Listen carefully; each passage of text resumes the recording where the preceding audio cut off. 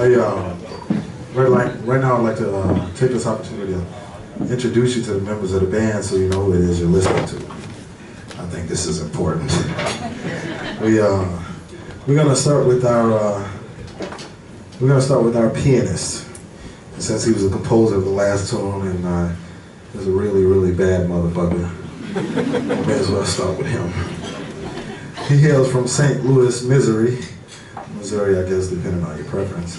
We actually met at the Berklee College of Music in Boston, and it's funny because when we first met, I never wanted to play with him. I didn't like him. I didn't think he could play. No, it wasn't a personal thing. I just didn't think he could play because he looked like he was a fucking nice guy. Right? No, seriously, not a negative thing, but he looked like he was a sweet guy, right? Every time you see him, he'd be like, good morning, you know, that type of shit.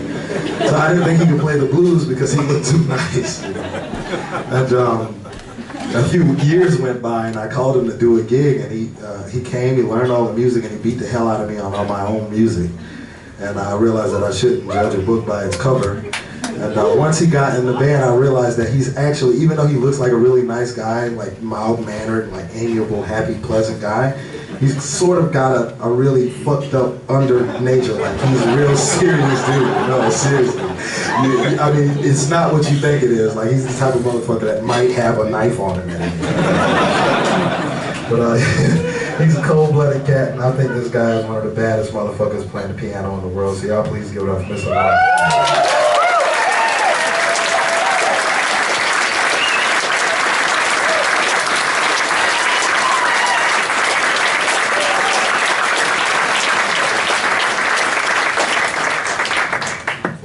On the acoustic bass, from Windsor, Connecticut, by way of Latas, Puerto Rico. This is a guy that I've actually known. We've known each other for a long time. We met when we were 15 years old in Havana. Now, I know this might not seem odd to you, but Americans can't go to Cuba. So we were breaking a lot of laws to get there. To play a jazz festival when we were really too young. We were the babies of the festival. And it's funny because you can't fly. At the time, you couldn't fly from Miami or anywhere in the continental United States to get to Havana. So I had to fly from New Orleans to Atlanta to San Francisco to Tokyo to Atlanta. Now, mind you, I know it seems funny, but that's pretty scary stuff for a 15-year-old to do by themselves, you know. And I made the mistake of eating a Japanese hot dog right before my flight in Tokyo, and I got food poisoning.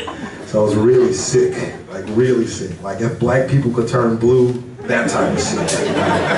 And I was in the lobby of the hotel and no one spoke any fucking English, so I was basically on my own.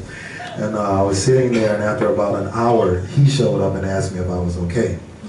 And over the course of the next 2 days, he would call my room and ask me if I need anything, and he would bring soup and bring teas and stuff. He was just really sweet, nice guy, you know. And we pretty much been best friends ever since. We didn't see each other for a year after that, a year or two after that. And then the first day of school at Berklee, I was walking down the hall with my mother. First day of school, she came to bring me to school, you know, to drop me off for the first day. Then she was gonna go back to New Orleans. And so I'm walking down the hall, showing her around and everything. And I get to the edge of the stairwell, and someone comes up and jump kicks me in the back, and I fall down the stairs. It's this motherfucker. And you know, at the time I was living in the dorms, but my roommate didn't show up. So he basically moved into the dorms, and we used to hustle people in pool and take all of the fucking square guys' money and pool and shit. And then we moved in with each other and had the dirtiest, nasty apartment in Berklee. It was really, really awful, really dirty. But it didn't stop the girls from coming around. That means two things.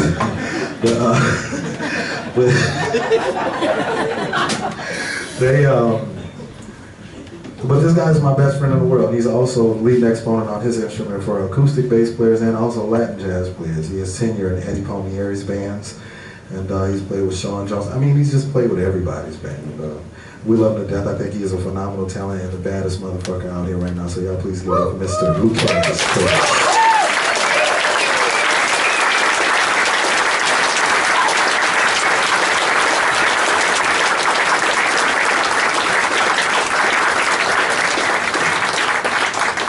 Up next on the drums, we have one of the babies of the band. He is all of 23 years old. He just turned 23. And he would have a baby face if he didn't have all that hair on his chin. He's got a big beard. I should, you know, I'm really jealous I can't grow it, so I think maybe that's what that's about. But I think this guy is quickly growing into one of the leading exponents on his instrument for his generation of drummers. He has his own band. They just put out an EP that you can actually download for free if you go to butcherbrown.com. You can get his new record for free, and it's a great record. I seriously suggest that you go and invest in that, because first off, it's free. So you should fucking get this. It only requires your time, and you get free music. But this guy is as bad as it gets. Every night he beats me up, and now he's starting to make fun of me. We get backstage and stuff. He's been in the band for about a year now. And you know, as a lot of times you get in the band, you start to get comfortable when he's beating the band lead up, so now he makes fun of me and shit. So I told him tonight at some point I'm gonna give him like a 15-minute drum solo and leave his ass up here. But I'm not gonna do it, I love him to death. But this guy is as strong as it gets. He is, everywhere we go, everyone loves his hair. Listen, white people, do not touch his hair, okay? It's not funny anymore, okay?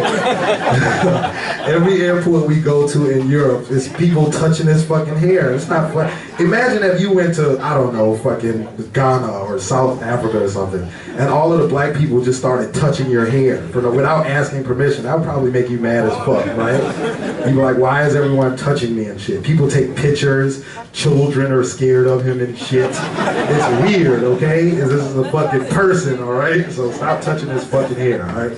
So, but he is bad as hell. Y'all please give it up for Mr. Cory Fonville on the ground.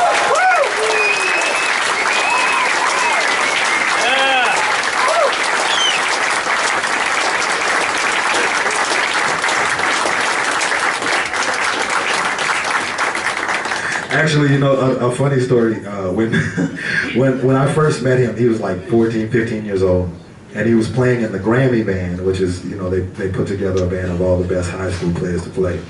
And when I first met him, he was so sweet. He walked up to me and said, "Hey, Mr. Scott." And you know, that's some weird, I feel like Mr. Scott is my dad, but he told me he wanted to be in a band.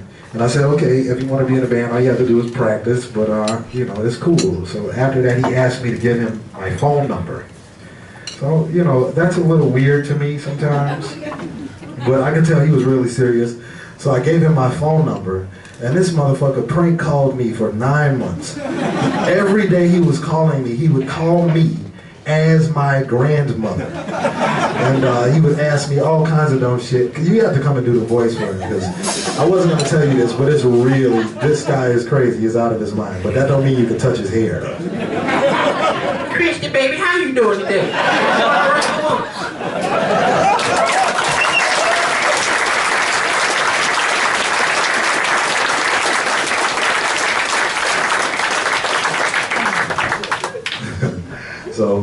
So he's funny, bad, but that don't mean you can touch his hair. We're gonna move on to our alto saxophonist on the straight saxophone from Washington, D.C. This guy is 22 years old. He's a student at the Juilliard School for Music, and everywhere we go, he gets into a little bit of trouble because all the girls love him. And you know, I used to think I was handsome until he got in the band. You know, he's the pretty boy, you know. See, you don't have no facial hair, everything is shaved off. He just, he can grow at you. No, but it's the thing is, you see he wants to walk in. This is one of those moments where when you're in front of like 300 people and someone's fucking with you, it's really hard to stand there and take it. But the thing is that I do it because I really love him, you know. I think this guy is one of the most phenomenal young players on the scene today, but he also happens to be a handsome guy, so I'm not gonna lie about it, you know. We did a gig at the Blue Note, his first week with the band. After the gig was over, this lady, she comes up to me and she whispered everything. Every fucking thing she had to say, she whispered about how sexy he was to me. So she's, he's so sexy, he's so fine. She talked about his eyelashes, she talked about his dimples, his smile, his eyes, his hair. She talked about his nail beds, the veins in his hands. I mean, she went the fuck off, you understand me? And she was so serious about it, but what was strange about it was she was like 85. So, you know, it was a little you know, I didn't expect that to come from an older person, but it's cool. It happens like that sometimes. But this that is killing. I'm sorry. But he was really nice to her, and I think he's a sweet young guy and a hell of a saxophone player. So you guys give it up from Washington, D.C., Mr. Braxton Cook on the alto saxophone.